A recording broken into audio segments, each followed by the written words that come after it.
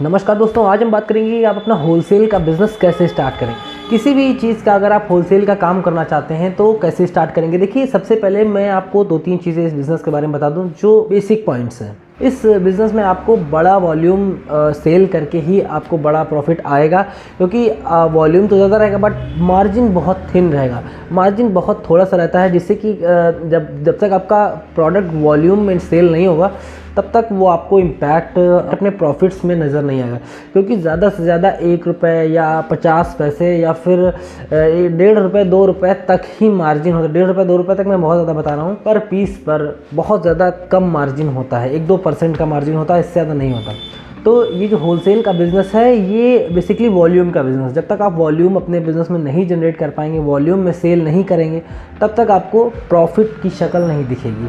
Profit वो आपको समझ में नहीं आएगा कि मैं कर क्या रहा हूँ, मुझे अर्निंग कितनी हो रही है। सेल तो मेरी 10 लाख की हो रही है बट प्रॉफिट नहीं आ रहा है। तो प्रॉफिट जब तक आप बड़ा वॉल्यूम जनरेट नहीं करेंगे तब तक आपको कम ही लगेगा। दूसरा, आप किसी भी चीज़ का बिज़नेस करें, आप FMCG के होलसेलर बने, या फिर आप किसी पेंट कंपनी के होलसेलर बने, या फिर आप किसी फर्नीचर कंपनी के होलसेलर बने, किसी मेडिसिन कंपनी के होलसेलर बने, किसी ब्यूटी इंडस्ट्री में आप होलसेलर बने, किसी भी कंपनी में करते हैं तो प्रॉफिट का रेशियो थोड़ा बहुत ऊपर नीचे हो सकता है बट कॉन्सेप्ट सेम वही है। आपको एक बड़ा सा एरिया मिलेगा, उस वहाँ पर जितने भी रिटेलर्स हैं उन सब से आप कांटेक्ट करेंगे।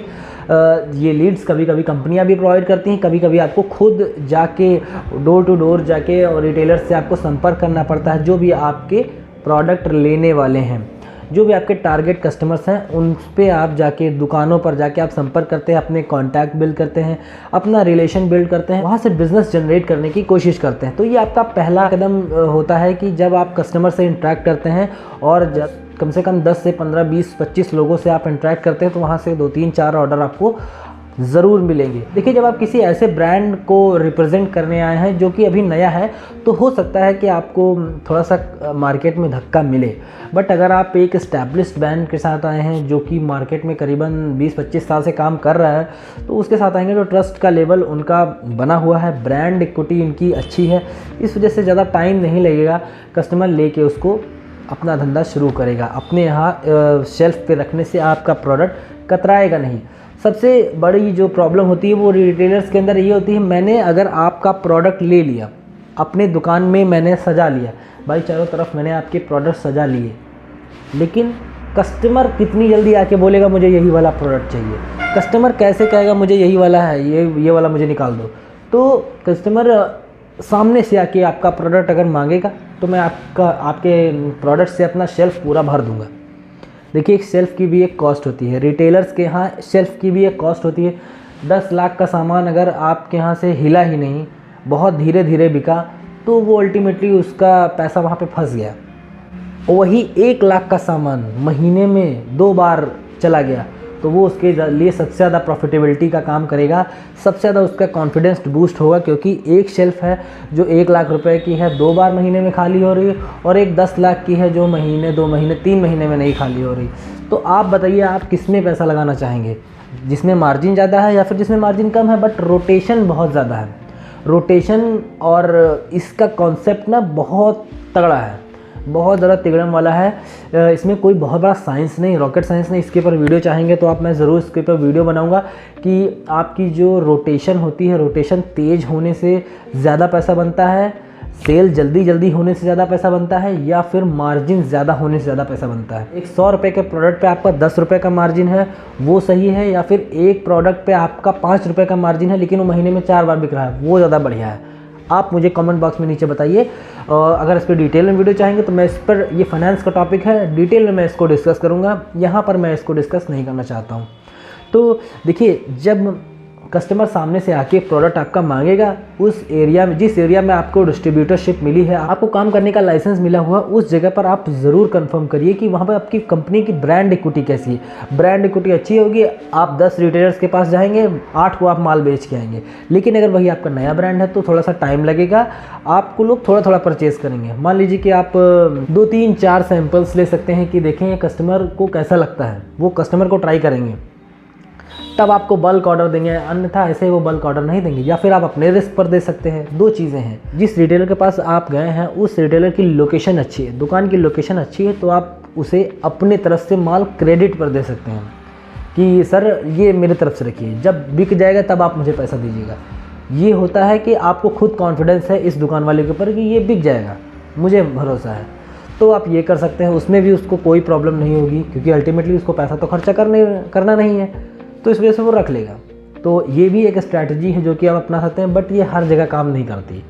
आपको वहीं ये स्ट्रैटेजी अपनानी है जहाँ की आपको कॉन्फिडेंस आ रहा है कि यहाँ की लोकेशन अच्छी है, यहाँ ये प्रोडक्ट बिक जाएगा बहुत आसानी से।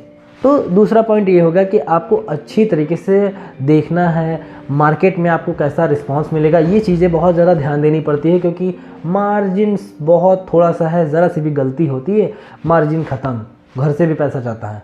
इस वजह से होलसेल बिजनेस में ये सबसे ज़्यादा इंपॉर्टेंट चीज़ है, ध्यान देने लायक। तीसरा पॉइंट है रिलेशन अगर आप अच्छे बिल्ड करेंगे, कॉन्टैक्ट्स अगर आप अच्छे बिल्ड करेंगे लोगों से, तो आपको फटाफट ऑर्डर मिलेगा। देखिए, एक रिटेलर के लिए आप ही नहीं हैं जो उसकी दुकान पे आते हैं प्रोडक्ट बेचने के लिए, उसके यहाँ पे कई सारे आपकी तरह होलसेलर आते हैं जो कि उसे डेली पिच करते हैं।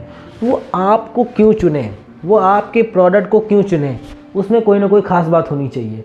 मान लीजिए कि प्रोडक्ट में ख़ास बात थोड़ी सी कम भी हो, वो बेच लेगा, लेकिन आपके अंदर एक रेपुटेशन बिल्ड करने वाली अच्छी पावर होनी चाहिए कि बात करने में उसको मज़ा आ जाए कि यार वो बंदा जो आया था मेरे पास, रोहन नाम का, वो बहुत अच्छा था, मैं उसे ही ऑर्डर दूंगा। तो बातों से इम्प्रेस हो जाए, ऐसा रिलेशन बिल्ड करिए अपने रिटेलर्स के साथ, जिससे कि वो आपको ऑर्डर देने से पहले संकोचे नहीं, कतराएं नहीं, एकदम वो फटाफट आपको ऑर्डर दें।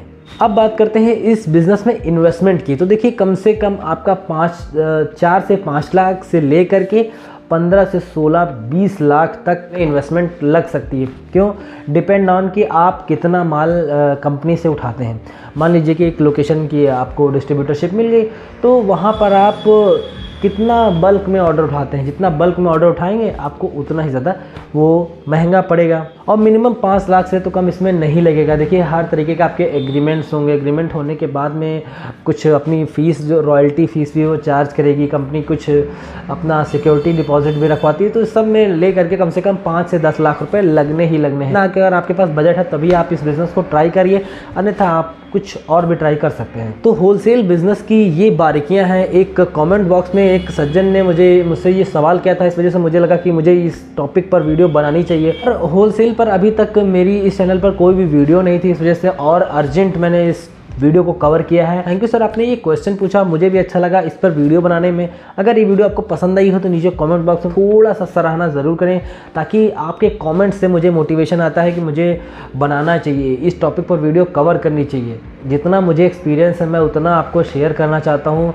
जितना मैंने आज तक सीखा है वो मैं आप लोगों को ज़रूर इस यूट्यूब चैनल पर देता रहूँगा। तो इस वीडियो में यहाँ तक बने रहने के लिए आपका बहुत बहुत धन्यवाद।